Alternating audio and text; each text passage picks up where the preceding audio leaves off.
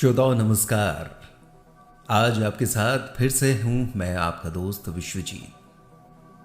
दोस्तों, कहते हैं कि भौगोलिक दूरियां उतनी मायने नहीं रखती जितनी दिलों के बीच की दूरी, और अगर दिल जुड़े हों तो रिश्ता मजबूत रहता है। हमारा आपका दिल कुछ यूं ही जुड़ा है, इसलिए तो रोजाना रात में आपको कहानी सुनाने में चला आता हूं। चलिए, आज की कहानी कुछ यूं है।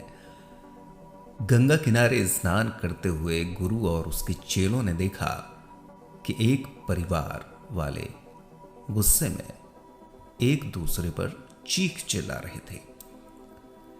एक चेले ने मुस्कुराते हुए अन्य चेलों से पूछा, लोग गुस्से में होते हैं और दूसरे पर चिल्लाते क्यों हैं?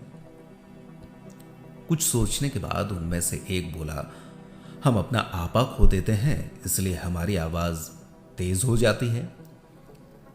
शिष्यों की बात सुन रहे गुरु ने कहा, लेकिन जब कोई आपके बगल में ही खड़ा हो तब चिल्लाने का क्या तुक?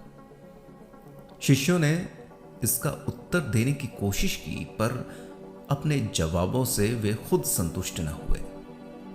अंततः गुरु ने कहना शुरू किया। उन्होंने कहा कि जब दो लोग एक दूसरे पर नाराज होते हैं तो उनके दिलों के बीच दूरी बहुत बढ़ जाती है। इसीलिए उन्हें चीखना पड़ता है ताकि अगला सुन सके। वे जितने ज्यादा गुस्से में होंगे, दिलों की दूरी को पार करने के लिए एक दूसरे पर उतने ही ज्यादा गरजेंगे। प्रेम में इसका ठीक उल्टा होता है। वे चीखने की बजाय एक दूसरे से बहुत धीरे धीरे बातें करते हैं।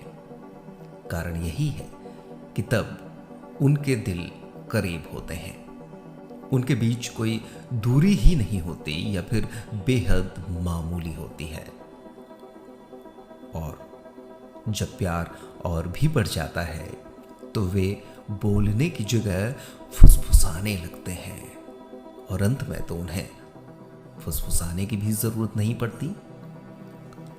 एक दूसरे की आंखों में देखकर ही सारी बातें कह सुन लेते हैं। यही है प्यार की निकटता। गुरु ने आगे कहा, इसलिए जब तुम लोग बहस करो तो दिलों के बीच दूरियां इतनी न बढ़ा लो कि अपनी बात सुनाने के लिए चिल्लाना पड़े। कहीं ऐसा ना हो कि दूरी इतनी बढ़ जाए कि उसे कम करना असंभव जैसा लगे। इसलिए झगड़ा करें, बहस करें, तर्क करें, पर आवाज कभी तेज न करें। तो श्रोताओं, कैसी लगी कहानी? अगर ये कहानियां आपको पसंद आ रही हैं, आपके दिल के करीब हैं और आपको सुकून देती हैं, तो रोजाना सुनते रहिए गुड नाइट टेल्स, और लाइक और सब्सक्राइब कीजिए हमारा channel peptic time Madhya Pradesh समाचार। तो आज की कहानी में बस इतना ही। शुभ रात्रि, शब बखैर, नमस्कार।